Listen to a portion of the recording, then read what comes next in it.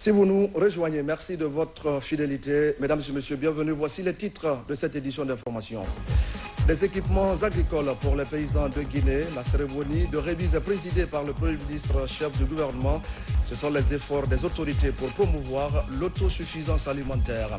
Enseignement technique avec la suite des Olympiades des métiers de Guinée. 15 filières sont en compétition. Les candidats ont jusqu'à samedi pour montrer leur talent et remporter des trophées. Et enfin, nous parlerons des 72 heures du livre avec la contribution du ministère de la Défense nationale.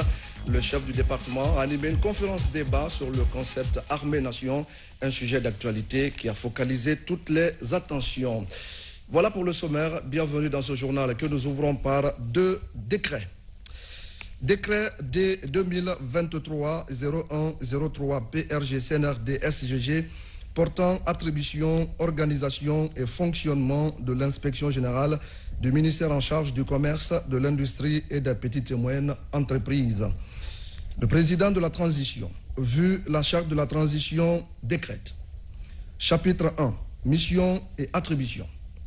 Sous l'autorité du ministre en charge du commerce, de l'industrie, des petites et moyennes entreprises, l'inspection générale de niveau hiérarchique équivalent à celui d'une direction de l'administration centrale, a pour mission de veiller au respect de l'application de la législation et de la réglementation en matière d'organisation et de fonctionnement des services du ministère.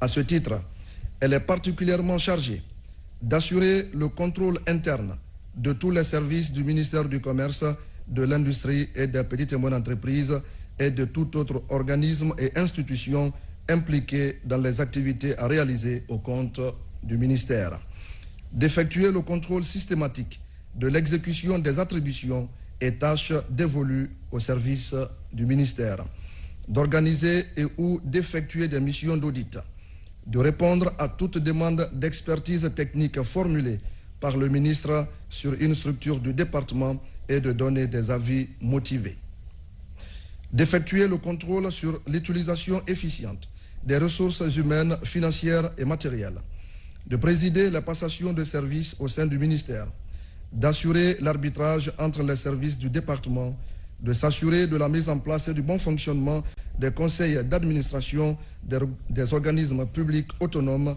et des organes consultatifs, de veiller à la mise en œuvre des recommandations des inspections externes, de s'assurer de la sécurisation et de la viabilisation des zones et domaines publics du ministère en relation avec les services concernés, d'instruire sur ordre du ministre toute enquête ou vérification se rapportant à un litige, une réclamation ou toute autre distorsion constatée dans le fonctionnement des services, d'accomplir toute mission spécifique confiée par le chef du département dans le cadre du service, de participer à l'examen des rapports d'activité des services et des organismes publics relevant du ministère.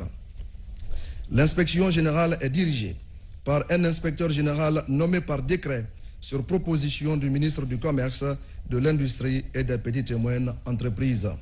L'inspecteur général dirige, coordonne, anime et contrôle les activités de l'inspection générale. Chapitre 3. Disposition finale. Le présent décret, qui abroge toutes dispositions antérieures contraires, prend effet à compter de la date de sa signature et sera enregistré et publié au journal officiel de la République. Conakry le 27 avril 2023, signé colonel Mamadi Doumbouya. Décret D 2023-0104 PRG CNRD SGG portant dissolution d'un bataillon. Le président de la transition, vu la charte de la transition, décrète. Article 1er. Le bataillon de la sécurité présidentielle, BSP, est dissous. Article 2. Le ministre de la Défense nationale et le chef d'état-major général des armées sont chargés, chacun en ce qui le concerne, de la mise en œuvre correcte du présent décret. Article 3. Le présent décret, qui abroge toutes dispositions antérieures contraires, prend effet à compter de la date de sa signature et sera enregistré et publié au journal officiel de la République. Conakry, le 27 avril 2023, signé colonel Mamadi Doumbouya. Dans l'actualité ce soir, le Premier ministre multiplie les rencontres pour une sortie de crise sociopolitique en Guinée. Le chef du gouvernement a eu donc ce jeudi des échanges avec des responsables des coalitions des partis politiques.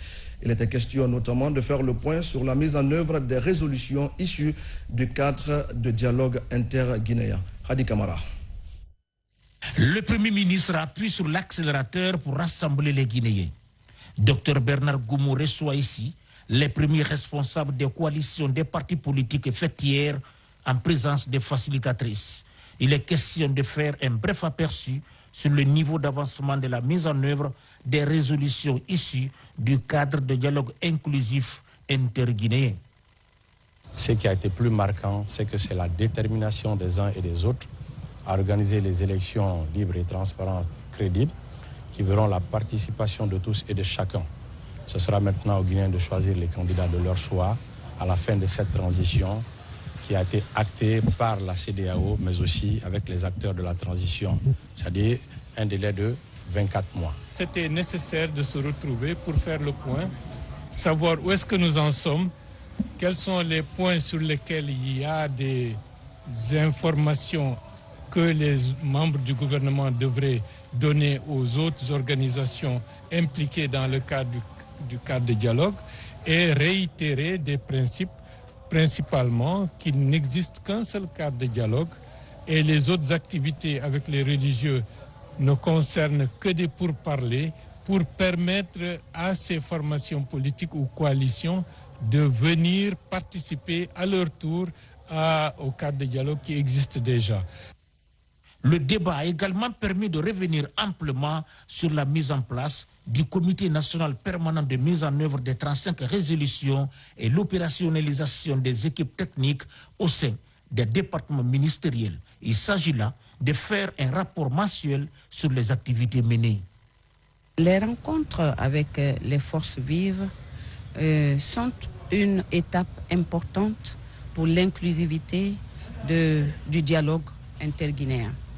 Et donc, il fallait informer de ce qui se passe là, de la nécessité de continuer à parler avec les uns et commencer à réfléchir sur la façon dont le dialogue peut continuer en tenant compte justement des préoccupations des uns et des autres. Nous avons expliqué tous les détails possibles sur le processus de mise en œuvre de ces recommandations de la dernière session du cadre de dialogue, mais également les actions futures que le gouvernement est en train de mettre en œuvre pour permettre à tous les Guinéens d'être au bain de la situation de la mise en œuvre du chronogramme de la transition.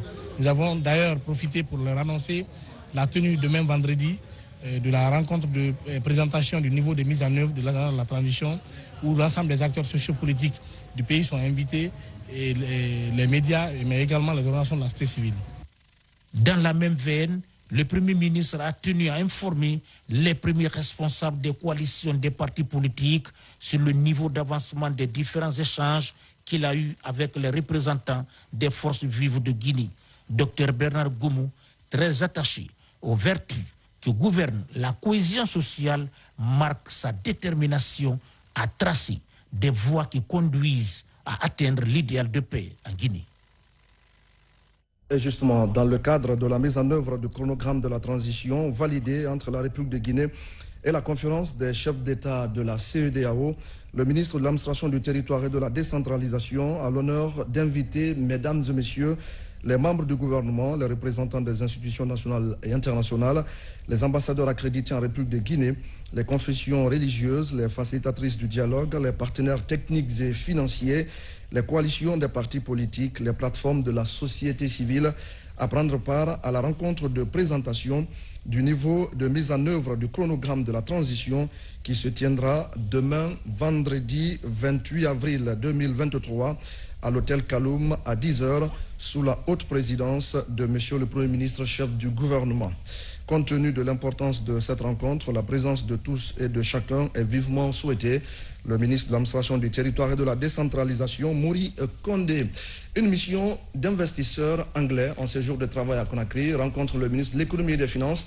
Les deux parties ont parlé de la mise en œuvre du protocole signé lors du Forum des investissements et du commerce tenu à Londres au mois de décembre dernier. Mamadi Gassama pour des explications. Autour de cette table, investisseurs britanniques et cadres du ministère de l'économie et des finances. Instant opportun pour le ministre Moussa Cissé pour vendre la destination Guinée. La situation macroéconomique du pays du 5 septembre à nos jours est passée en revue. Nous avons eu de fructueux échanges avec le ministre des Finances qui a rassuré les partenaires britanniques et pour la disponibilité et l'engagement du gouvernement guinéen à travailler et s'il faut dire, dans le cadre du renforcement de la coopération bilatérale, surtout commerciale, entre la République de Guinée et le Royaume-Uni. Cette rencontre de Conakry fait suite à la signature d'un protocole d'accord lors du Forum des investissements et sur le commerce en décembre dernier à Londres. Ces différentes rencontres ont été sanctionnées par plusieurs intentions de financement de la part des investisseurs britanniques. Nous sommes très rassurés par toutes les réunions que nous avons eues ici à Conakry et je pense qu'il y aura un nouveau partenariat entre les acteurs économiques britanniques et les acteurs économiques guinéens. Un forum est annoncé à cet effet en décembre 2023 à Londres. L'occasion sera mise à profit pour revoir l'état d'avancement et de mise en œuvre de ce protocole d'accord. Et puis, la ministre burkinabé des Affaires étrangères est arrivée ce soir à Conakry. Elle doit prendre part aux travaux de la grande commission mixte de coopération Guinée-Burkina Faso. Elle est accueillie par son homologue, Dr Mouri Sandan Kouyaté. Et on l'écoute tout de suite au micro de Makeme Dozo. Je suis encore chez moi, en Guinée. Et c'est un plaisir renouvelé à chaque fois que je foule le sol de ce pays frère. Et je suis là, justement, pour concrétiser avec mon cher frère Mouri Sanda et les instructions, aux autres instructions de nos deux chefs d'État, et qui, dans le cadre d'une vision communément partagée, ont décidé que nous puissions tenir la commission mixte de coopération entre nos deux pays. Profiter du micro pour vraiment témoigner toute notre gratitude au peuple frère guinéen pour l'accueil chaleureux qui a été réservé à la délégation des experts et qui, depuis avant-hier, s'attelle avec la partie guinéenne à mener les travaux au niveau expert et à dégager en tout cas le terrain ou à baliser les différents accords qui seront signés entre les deux États. Et aussi dire merci à mon très cher frère pour l'accueil chaleureux du jour et le remercier de me rassurer que je suis chez moi. Et je n'ai aucun doute que les travaux qui seront menés au cours de ces 3 jours-là reflèteront la volonté suprême de nos deux chefs d'État et aussi permettront de porter les relations entre nos deux États à un niveau qui bénéficiera au peuple burkinabé et au peuple guinéen. Des propos recueillis par Makeme Dozo. Je le disais tout à l'heure au sommaire, le vaste programme de mécanisation du secteur agricole suit son cours normal en Guinée. Une trentaine de tracteurs vient d'être mis à la disposition des paysans. C'est une opportunité offerte à travers le Fonds de développement agricole. La cérémonie de remise de ce premier lot a été présidée par le Premier ministre qui a pour l'occasion réitéré l'engagement des autorités de la transition à intensifier le combat pour l'autosuffisance alimentaire. Abakar Diaby. La mécanisation du secteur agricole va bon train en Guinée. À tous les niveaux, le gouvernement de la transition multiplie les initiatives pour octroyer des engins agricoles aux paysans. Ce coup de pouce, constitué d'une trentaine de tracteurs, s'inscrit dans cette logique. Ces tracteurs seront livrés aux postulants du secteur privé après une signature de contrat de remboursement de 2 à 3 ans. Une manière d'encourager l'agriculture, un vecteur d'insertion socio-professionnelle et de sécurité alimentaire dans le pays. Ce qu'on essaie de faire au niveau du ministère, c'est que l'État n'est pas un bon producteur. Ce sont les privés qui sont les producteurs et ce sont ces gens-là qu'il faut aider à avoir leurs propres tracteurs. Mais nous, en tant qu'État, on s'assure que ces tracteurs seront bien utilisés. C'est pour cela qu'on installe les trackers GPS que nous contrôlons sur ces tracteurs pour contrôler les mouvements à distance, pour nous assurer que l'argent de l'État n'est pas donné à des personnes qui n'en ont pas besoin. L'enjeu de ce vaste programme de mécanisation du secteur agricole lancé l'an dernier est bien perçu. Ces équipements vont sans doute augmenter la productivité agricole pour l'atteinte de la sécurité alimentaire en Guinée. Je suis très content et mon groupement est content pour avoir une machine de tracteur dans la main du ministère de l'Agriculture. L'acquisition de ces tracteurs-là va nous aider à améliorer potentiellement notre agriculture et nos rendements aussi. C'est un crédit que nous accordons aux promoteurs agricoles avec des facilités de paiement. Donc nous travaillons avec des fournisseurs d'équipements agricoles avec lesquels nous avons signé une convention autour de certaines conditions d'accès à ces équipements. Donc voilà, ça permet aux promoteurs d'avoir des équipements sans pour autant avoir des soucis financiers pour accéder à ces équipements. Ce premier lot de tracteurs est octroyé aux promoteurs bénéficiaires en présence du Premier ministre, Dr Bernard Gomou. En procédant à la remise des clés aux agriculteurs, Dr Bernard Gomou est revenu sur les préoccupations du gouvernement de la transition. Des préoccupations visant essentiellement à asseoir les bases du développement durable par la promotion notamment d'une agriculture attractive et respectueuse de l'environnement. Aujourd'hui, je suis très heureux d'être invité et de faire la remise des clés à certains de nos compatriotes. Je veux parler de quelques paysans qui sont avec nous ici. La politique qui est mise en place par le ministère de l'Agriculture, c'est de payer les 1/3 de cet engin cash et les 2 autres tiers sont étalés sur 2 et sur 3 ans. Donc cela permet effectivement aux paysans d'utiliser et de rationaliser et de faire des économies très considérables sur l'exploitation de ces machines. Pour réussir le pari de la mécanisation du secteur agricole, le gouvernement de la transition entend octroyer plus de 1000 engins agricoles, dont des tracteurs, aux agriculteurs à travers tout le pays. Et nous allons prendre maintenant les nouvelles des Olympiades des métiers de Guinée. La compétition a été lancée officiellement hier à Conakry par le Premier ministre en chef du gouvernement. Les étudiants venus de plusieurs institutions d'enseignement technique et professionnel rivalisent de talent dans 15 filières. Ils ont jusqu'à samedi pour tenter de repartir avec des trophées. Mamadou Saliouba. Derrière cette affluence s'activent les candidats aux Olympiades des métiers. Parmi eux, Aïssatou Koulibaly, venu du CFP de l'Abbé. Passionnée de la gastronomie, elle s'apprête à compétir en art culinaire. J'adore cuisiner, c'était mon rêve depuis l'enfance, quoi. Maintenant, on a envoyé les ingrédients. On nous a donné le riz et la soupe pour préparer soupe au poisson fumé. Maintenant, on attend l'air pour qu'il nous donne l'air pour commencer à préparer, quoi.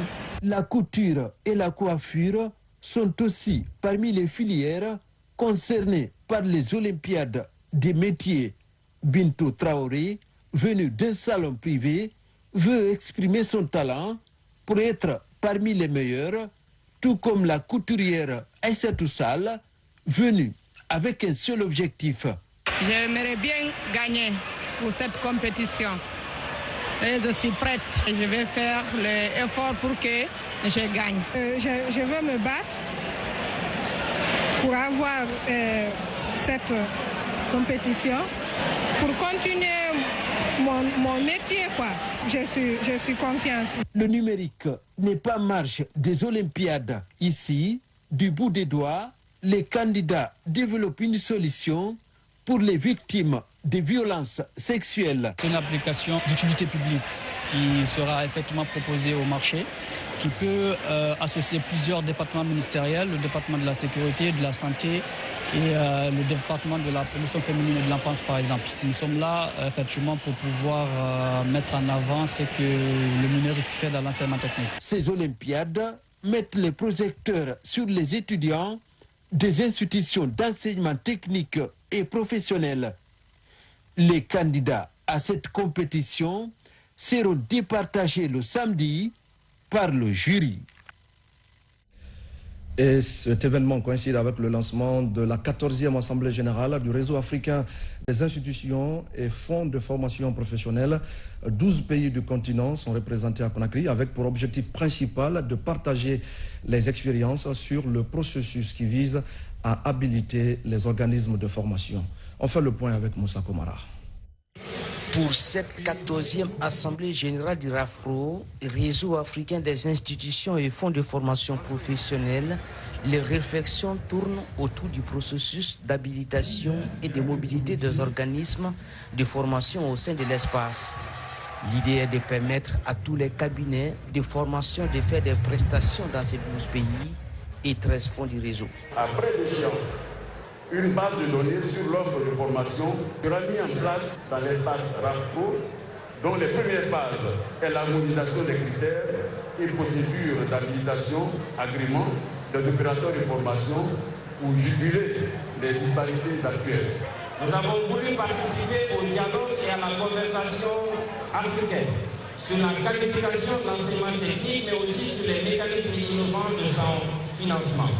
Et avant cela, nous avons déjà commencé une opération pour transformer l'ONFPP, qui est l'arme que nous avons à l'enseignement technique pour financer à la fois la formation mais aussi le perfectionnement. Après le lancement officiel au Palais du Peuple, ces gestionnaires des fonds se sont retrouvés pour partager les expériences de bonnes pratiques sur les critères et procédures d'habilitation. Le modèle guinéen est le type, les procédures et les mécanismes que nous mettons en place en République de Guinée pour valider ou pour habiliter les organismes de formation auprès de l'ONFPP. Donc, c'est l'ensemble des approches, des démarches que nous effectuons afin que ces cabinets, organismes de formation et opérateurs de formation se trouvent sur une liste d'habilitation où ces cabinets ont le cutus pour aller déployer ou dérouler des modules de formation. Des entreprises et des organismes de formation sont invités pour comprendre cette nouvelle vision du RAFPRO, une vision qui vise à rendre plus compétitives les entreprises de l'espace. C'est une grosse opportunité pour nous en tant que cabinet, en tant qu'organisme de formation. En tant qu'entreprise, ce qu'on veut, c'est développer nos activités. Et donc, toute opportunité d'élargir nos champs d'action sont les bienvenus. Déjà, de pouvoir couvrir la Guinée, c'est une bonne chose, mais de pouvoir le faire dans d'autres pays, c'est encore mieux. Cette réunion est annuelle. Elle intervient après celle d'Abidjan. Elle devait permettre à ces gestionnaires des fonds d'examiner les rapports d'activité financière de 2022, adopter le plan triennal de formation et le budget 2023 avant la fin des travaux prévus pour ce vendredi. Et puis, vers les examens nationaux, session 2023, les premières épreuves seront lancées dans moins de 2 mois maintenant. En attendant, les autorités éducatives multiplient les actions pour la bonne tenue de ces évaluations. Les travaux préparatoires sont lancés ce jeudi à Conakry en présence des ministres de l'enseignement supérieur et de la communication. Abdul Aziz Baldé. Les examens nationaux sont programmés pour le mois de juin prochain. D'ici là, les autorités éducatives multiplient les approches pour des examens crédibles. Les travaux préparatoires, session 2023, sont officiellement lancés ce jeudi. Les attentes sont énormes pour réduire le taux d'échec de l'année dernière. La Direction nationale des examens et de contrôle scolaire est sur la dernière ligne droite des préparatifs. Depuis la nomination de son Excellence, Monsieur le ministre de l'Enseignement préuniversitaire et de l'alphabétisation, Monsieur Guillaume Awing, la Direction générale des examens et contrôle scolaire a connu plusieurs innovations. L'amélioration et la gestion des taux horaires au niveau des examens nationaux. Au niveau de la sécurisation des épreuves, l'année passée, nous avons expérimenté les corps cuillères pour sécuriser et identifier les fuites des sujets. Cette année, nous avons pris des mesures pour améliorer la sécurisation de ces épreuves. C'est une aubaine pour nous de venir entre collègues pour voir toutes les anomalies qui ont été constatées l'année passée dans ces examens, voire colmater pour que nous ayons des examens crédibles, sans faute et sans bavure. Pendant 3 jours de travaux, toutes les IRE du pays, 2 PE, DCE et quelques cadres de structures de concentrés vont travailler en équipe pour améliorer les résultats avec la rigueur qui s'impose. Un examen dépourvu de toute fraude, voilà le rêve des acteurs de l'éducation. Je reste convaincu que, grâce à notre engagement commun, nous réussirons à maintenir la qualité de nos examens nationaux et à assurer un avenir promoteur pour nos apprenants.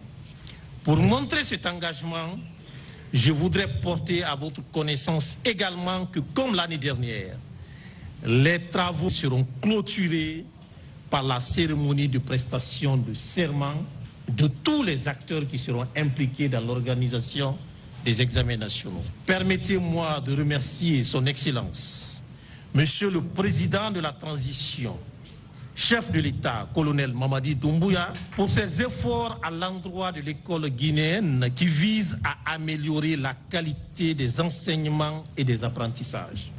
Comme l'année précédente, le gouvernement affiche son agenda pour des évaluations crédibles. La tendance est de cultiver l'excellence à tout prix au niveau de l'écosystème éducatif de l'école primaire à l'université. Je voudrais vraiment féliciter l'équipe qui accompagne le ministre, mon cher homologue, par rapport à l'organisation de cette année des examens nationaux sur le territoire national.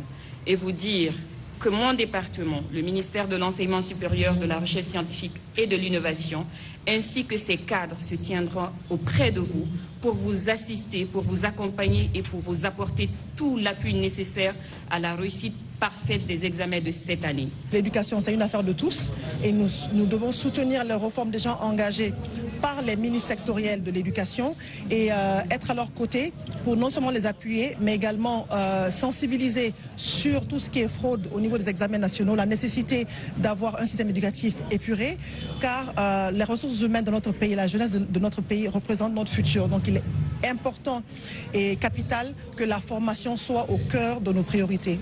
Ces travaux préparatoires des examens nationaux session 2023 auront plusieurs thématiques, de la surveillance à la correction, en passant par la centralisation, la saisie jusqu'à la vérification des notes. Toutes ces étapes feront l'objet de débats pour la réussite des évaluations nationales. À présent, le contenu de ce communiqué conjoint. Le ministère de l'Administration du Territoire et de la Décentralisation et le ministère de l'Enseignement préuniversitaire et de l'Alphabétisation rassure les enseignants contractuels communaux que les arriérés de salaire seront payés après le traitement des anomalies constatées lors de la mission mixte de vérification de la présence effective des 10 enseignants dans les classes. Conformément aux instructions du Conseil des ministres du 19 mai 2022, 18 628 enseignants contractuels communaux ont été recrutés à la rentrée scolaire 2022 dans les 7 régions administratives du pays pour répondre aux besoins pressants en enseignants exprimés par les collectivités territoriales au lendemain de la proclamation des résultats des examens de la session 2022. Afin de vérifier la présence effective des 10 enseignants dans les classes et de procéder au paiement de leur salaire, une mission mixte composée de l'inspection générale du ministère de l'Administration du Territoire et de la Décentralisation, de l'inspection générale du ministère de l'Enseignement préuniversitaire et de l'Alphabétisation, du syndicat national de l'éducation, sous la supervision de l'inspection générale des ministères de l'économie et des finances et celui du budget, a été déployée sur le terrain le 28 février 2023. Cette mission mixte de vérification et de paiement a payé pour un départ une prime de 1 million de francs guinéens à 17 468 enseignants sur les 18 628 annoncés, soit un écart de 1160 enseignants non identifiés. La mission a en outre, sur la base d'analyses objectives, fait des constats suivants. La présence effective d'enseignants contractuels en situation de classe au nombre de 1128, mais absent de la liste officielle qui a servi de base à la vérification. De même, l'omission totale de la liste officielle des enseignants contractuels communaux du secondaire des préfectures de Boké et de Fria. Le non-respect des critères de recrutement des enseignants contractuels communaux dans la plupart des localités par des acteurs commis à cette tâche, notamment le niveau de formation insuffisant, les contractuels d'un certain âge, usage de faux diplômes, le contenu du contrat insuffisant, l'incohérence entre le recrutement et l'expression du besoin réel à plusieurs endroits, pléthore et suppléance, le non-respect des charges horaires réglementaires, la falsification des documents administratifs présentés au contrôle, cahier de contrôle des présences, certificat de prise de service, emploi du temps, pour ne citer que ces anomalies parmi les plus importantes.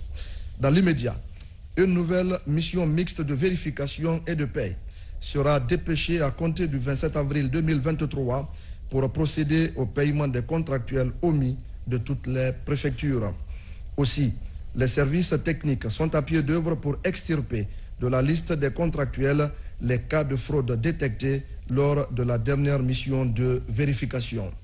D'autres contrôles sont en cours en vue de la validation définitive des listes et le paiement des reliquats dans un bref délai. À l'issue de ces opérations d'assainissement de fichiers, le ministère de l'administration du territoire et de la décentralisation et le ministère de l'enseignement préuniversitaire et de l'alphabétisation rassurent que les salaires seront payés régulièrement avec rappel des arriérés pour les enseignants contractuels communaux qui auront été réguliers devant les élèves et qui travaillent effectivement dans les collectivités. Conakry, le 26 avril 2023, le ministre de l'enseignement préuniversitaire et de l'alphabétisation, M. Guillaume Awing, le ministre de l'administration du territoire et de la décentralisation, M. Mouri Kondé. Un centre d'encadrement communautaire pour le village de Sengeleng, à Friguiagbe, dans la préfecture de Kindia. Il est réalisé par la fédération Mounafani et son partenaire Child Fund. Ce centre devra contribuer à réduire la vulnérabilité des enfants de cette localité. Makale Souma.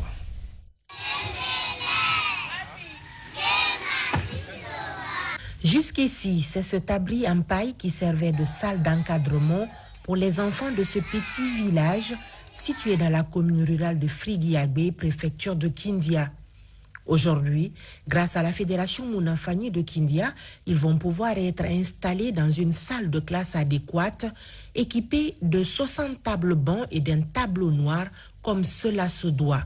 Mais pas que. Ces tout-petits du village de Yengele ont également une toilette moderne et une aire de jeu pour leur permettre de s'amuser comme il faut. Tout est mis en œuvre pour que les enfants de ce petit coin reculé n'aient pas à envier les enfants des villes sur le plan de l'éducation. Ils ont rendu fier notre village. Ils ont travaillé pour nous. Ils ont aidé nos enfants à avoir des salles de classe et ils nous ont aidés aussi. Il y a au moins 5 COC dans notre sous-préfecture. Vraiment, FMK est en train de bien faire chez nous, quoi. Quand on s'occupe des enfants, des tout petits, on s'occupe de la Guinée. Donc vraiment, nous sommes satisfaits.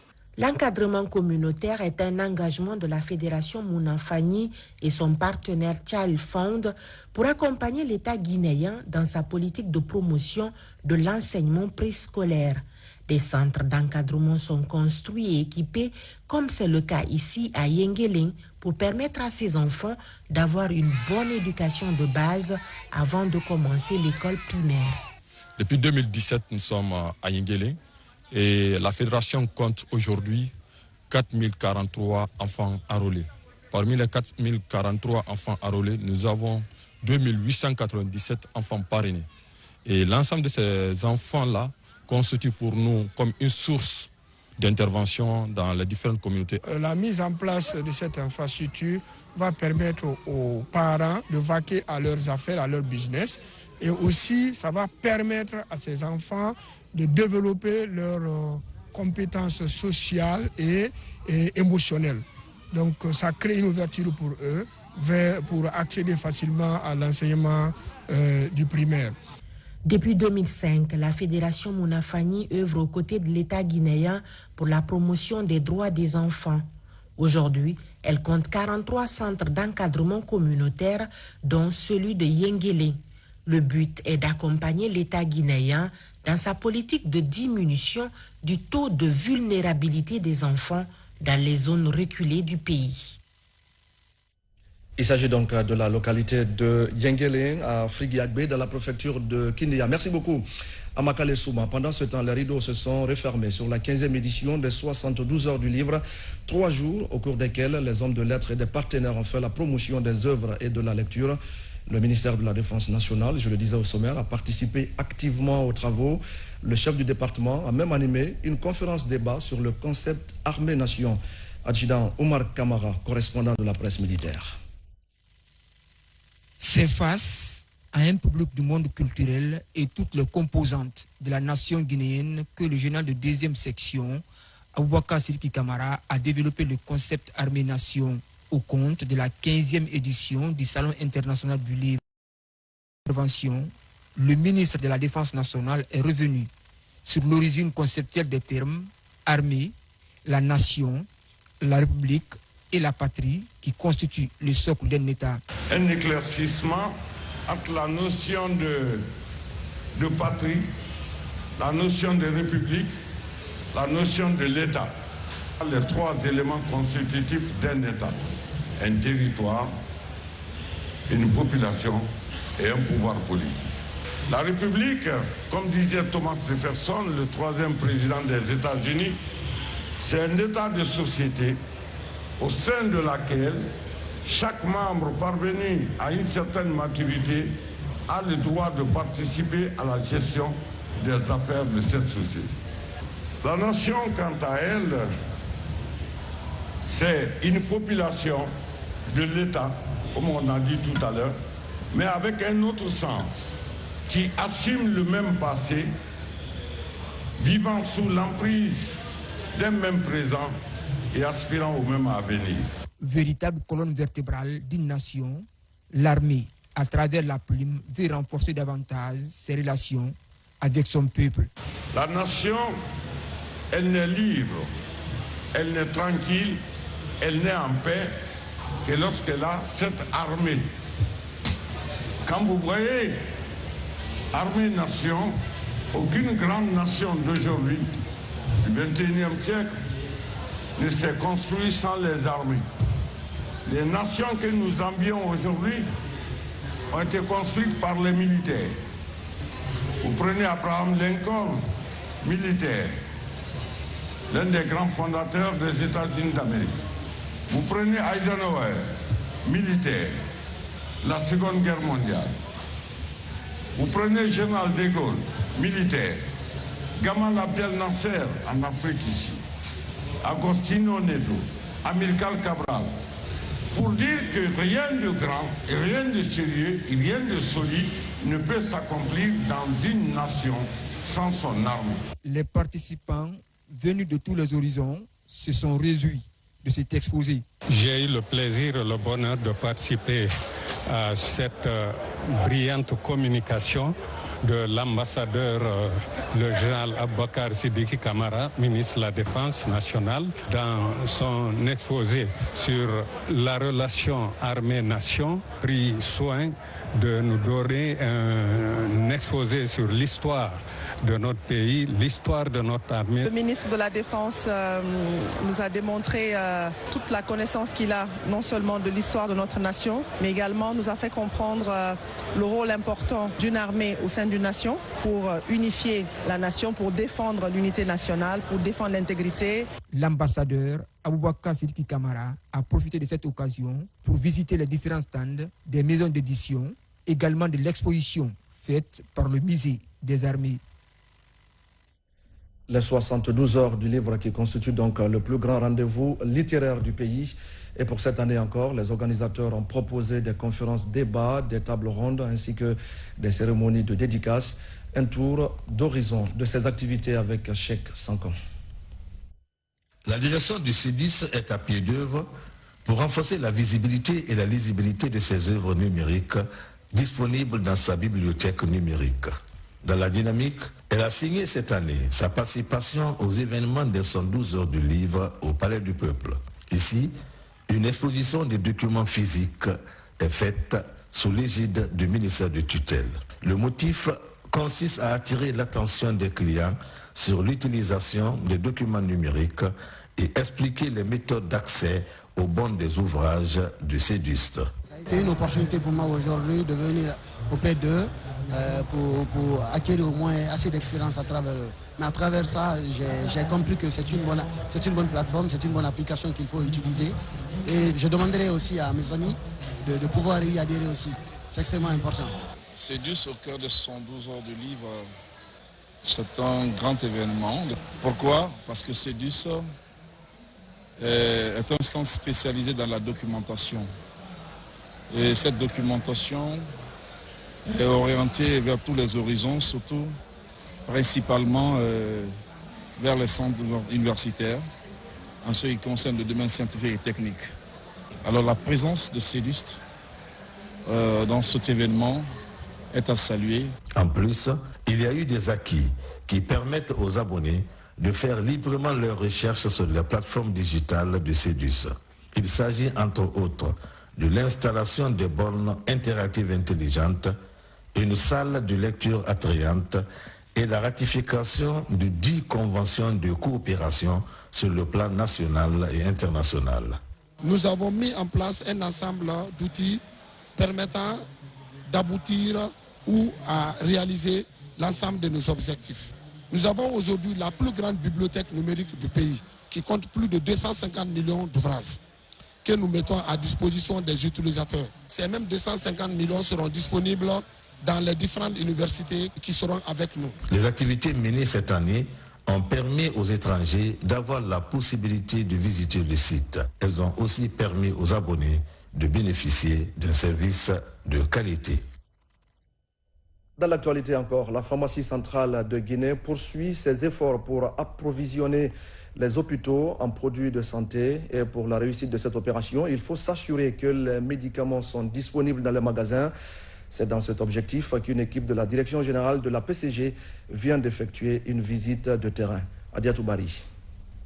La question de rupture en médicaments et produits de santé est un lointain souvenir pour la pharmacie centrale de Guinée. Grâce à une politique d'achat et de gestion des médicaments, les magasins de stockage de la centrale ne désemplissent pas. Ici, toutes les catégories de médicaments essentiels ou prioritaires sont soigneusement rangées. La pharmacie centrale s'est basée sur l'ordinogramme, les médicaments essentiels de l'ordinogramme. Nous avons essayé de disponibiliser ces médicaments. Donc, c'est pour assurer encore davantage le peuple de Guinée et toute la population guinéenne que la centrale nationale d'achat est en train de fournir de gros efforts pour rendre disponibles les médicaments de base communautaire, les médicaments qui répondent à la majeure partie des besoins de la population. Pour assurer l'approvisionnement régulier des formations sanitaires du pays, un plan de distribution est élaboré par la centrale pharmaceutique. Le cycle de distribution est établi de façon trimestrielle et il obéit aux besoins en médicaments exprimés par chaque structure hospitalière. On a une section qui s'occupe des programmes verticaux du ministère de la Santé, qui sont les produits de gratuité, qui répondent à un cycle de distribution trimestrielle. Et là où je vous parle actuellement, nous sommes en période de distribution dans les régions. Et tous les 438 centres de santé publics et les structures confessionnelles qui sont intégrées au programme de gratuité recevront les médicaments. Il y a une bonne partie qui ont déjà été desservies. Et nous avons l'autre volet, c'est le volet commercial, qui concerne les médicaments essentiels, qu'on appelle les médicaments génériques. À travers les différentes agences régionales, la pharmacie centrale de Guinée couvre l'ensemble des districts sanitaires du pays, ce qui permet au ministère de la Santé de rapprocher les produits pharmaceutiques de qualité et à moindre coût des populations. Tenu compte du revenu de la population, la pharmacie centrale nous aide à avoir les produits à bas prix. C'est la raison pour laquelle je suis venu ici et je trouve que les produits sont là et en bonne quantité. Tous les produits à grande consommation sont disponibles aujourd'hui à la pharmacie centrale. En tout cas, nous, les pharmacies privées, nous sommes très satisfaits de la pharmacie centrale. En termes de disponibilité des produits de santé des structures sanitaires de la Guinée, le taux de couverture de la PCG est estimé à 90%. La structure compte accroître ce taux pour pérenniser les acquis obtenus dans la lutte contre la vente illicite des faux médicaments enclenchée par le gouvernement. Merci à Adiatou Bari pour ces explications. Et puis le secrétariat général des affaires religieuses, en collaboration avec le ministère de la Santé, a le grand plaisir d'informer les candidats et candidates au pèlerinage 2023 qu'en application du règlement sanitaire international, En plus du vaccin contre la Covid-19 dont l'administration a déjà débuté le lundi 24 avril 2023, ils doivent être vaccinés contre la fièvre jaune et la méningite. Le secrétariat général des affaires religieuses informe ses candidats et candidates au pèlerinage 2023 que les séances de vaccination contre la fièvre jaune et la méningite débuteront le lundi 1er mai 2023 à 8h00 dans les différents lieux suivants. Le centre de vaccination des voyageurs près du pont 8 novembre, la mosquée Faisal de Conakry, la mosquée Fofana de Matoto, la mosquée turque de Bambeto, la mosquée Al-Aramaïn de Kuntia. Les candidats et candidates sont invités à venir se faire vacciner contre la fièvre jaune et la méningite à partir de ce lundi 1er mai 2023 à 8h dans l'ordre et la discipline dans l'un des lieux ci-dessus indiqués, munis de leur certificat d'aptitude médicale et de la photocopie de leur passeport biométrique ou de leur acte de naissance. Pour cela, les candidats et candidates au pèlerinage trouveront sur place une organisation à laquelle ils doivent se soumettre afin de garantir le bon déroulement des opérations de vaccination sans bousculade ni autre forme de désagrément. Les candidats et candidates au pèlerinage bénéficieront d'informations, sensibilisation, formation sur le Hajj dans les dites mosquées. Le secrétariat général chargé des affaires religieuses sait compter sur l'esprit moral et civique de chacun et de tous pour la réussite des opérations de vaccination et de formation des candidats et candidates au pèlerinage 2023. Le ministre secrétaire général des affaires religieuses Elhadj Karamo Diawara. Parlons à présent de ces équipements pour renforcer davantage les capacités opérationnelles des laboratoires de l'Office national de contrôle de qualité et de 9 autres structures d'appui. C'est un geste du projet REFILA, qui est la composante nationale pour la Guinée du programme de compétitivité de l'Afrique de l'Ouest. Abdul Karim Kamara. À Matoto, un détour dans les entrailles de 2 laboratoires, vous avez le cœur net. Ici, le séjour vous garantit la fiabilité des analyses effectuées par l'Office national de contrôle de qualité. Dans un contexte d'accréditation de ces installations, l'ONCQ est encore doté d'équipements de laboratoires de dernière génération. Ce sont 25 lots d'équipements destinés au laboratoire de l'ONCQ et de 9 autres structures d'appui au contrôle qualité. L'ambition qu'on a aujourd'hui est que le laboratoire de l'Office soit accrédité. Ces équipements vont, n'est-ce pas, nous renforcer, mais aussi surtout nous permettre d'avoir des résultats crédibles qui pourront être acceptés de partout dans le monde. Des types d'équipements d'analyse microbiologique et physico-chimique sont utilisés en partie dans le dosage de l'acidité, du taux de sucre, des levures et moisissures et la mesure du pH. C'est un accompagnement du projet de relance de la filière ananas financé par l'Union européenne et exécuté par l'ONUDI. L'ONUDI est très fier d'être associé à l'agenda du gouvernement, à cette ambition qui voudrait que les institutions nationales guinéennes de contrôle de qualité puissent se mettre au niveau des standards internationaux. Loin de dormir sur ses lauriers, le gouvernement guinéen, grâce à l'accompagnement de ses partenaires, met déjà le cap sur les prochaines étapes. Il s'agit de finaliser le manuel qualifié à effectuer les comparaisons nécessaires entre le travail du laboratoire régional en Guinée-Bissau et celui de l'ONCQ. Avec l'accompagnement de nos partenaires internationaux que sont le cadre intégré renforcé Genève et l'Union européenne à travers le projet de relance de la filière ananas REFILA, nous sommes fiers de nous prononcer avec assurance que l'ONCQ est vraiment performant et reste le laboratoire mère en République de Guinée. Merci au président colonel Mamadi Doumbouya qui a fait de la protection des consommateurs l'une de ses priorités. Parce qu'il est avec nous, il nous accompagne pour que la Guinée soit compétitive, non seulement au niveau national, mais aussi au niveau sous-régional et international. Ce matériel d'analyse arrive après la consolidation des aptitudes de 17 techniciens de l'ONCQ. Ils ont été outillés aux exigences de la norme 17025 dans le cadre de la mise en place d'un système de management qualité. Il y a quelques jours, des cases et d'autres biens matériels partaient en fumée dans la localité de Tormelin, préfecture de Fria, Aussitôt informées, les autorités ont réagi en apportant sur place des vivres et des non-vivres aux sinistrés. Un geste, vous allez le voir, très apprécié par les communautés. Amadou Touré. Si son origine reste encore un mystère, les conséquences de cet incendie, quant à elles, sont bien connues. Plus de 200 cases consumées, des greniers et d'autres biens matériels détruits ici dans le secteur Piabouyi, sous-préfecture de Tormelin, dans la préfecture de Fria. Le temps de remonter, c'est-à-dire des informations auprès de la hiérarchie, et le temps de réaction, c'est ce qui m'a beaucoup réconforté. Donc, au nom de cette population bénéficiaire, on dit merci. Merci au gouvernement, merci au président de la République, le colonel Mamadi Doumbouya, chef suprême des armées.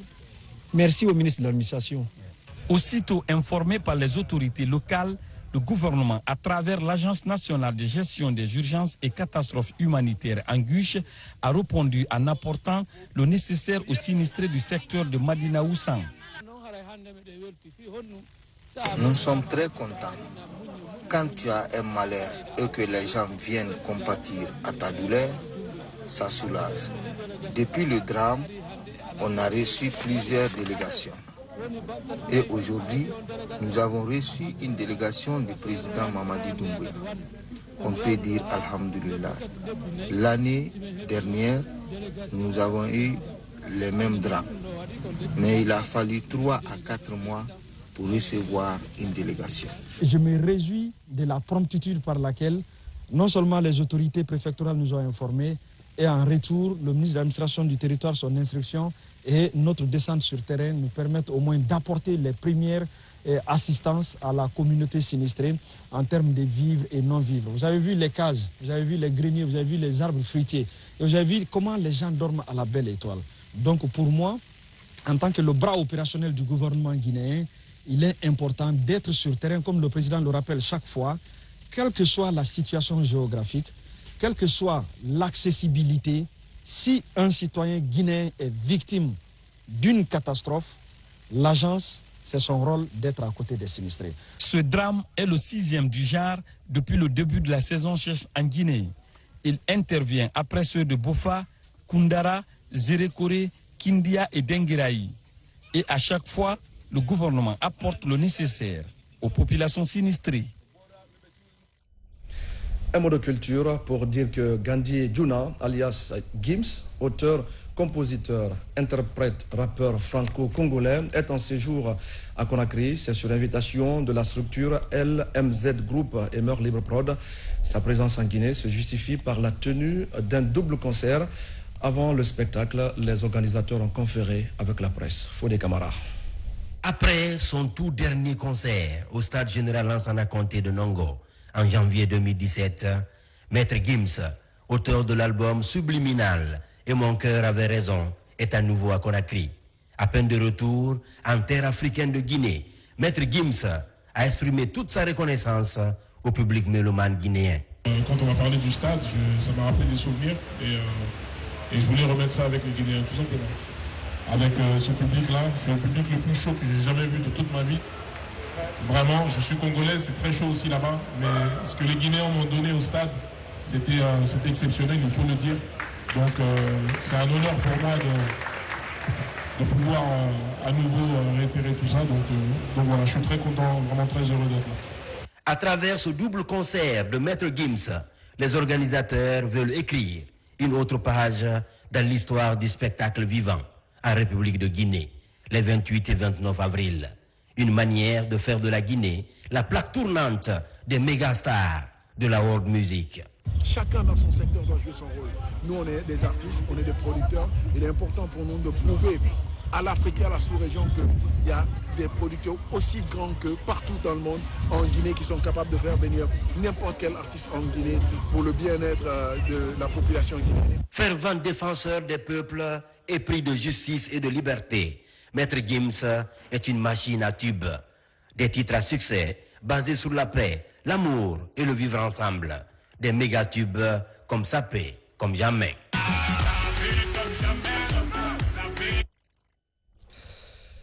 Merci beaucoup à Fodé Camara et à Mohamed Bangoura pour ce compte rendu. Mesdames et messieurs, c'est la fin de ce journal. Merci à vous de l'avoir suivi. Je vous souhaite de passer une belle soirée en compagnie de nos programmes.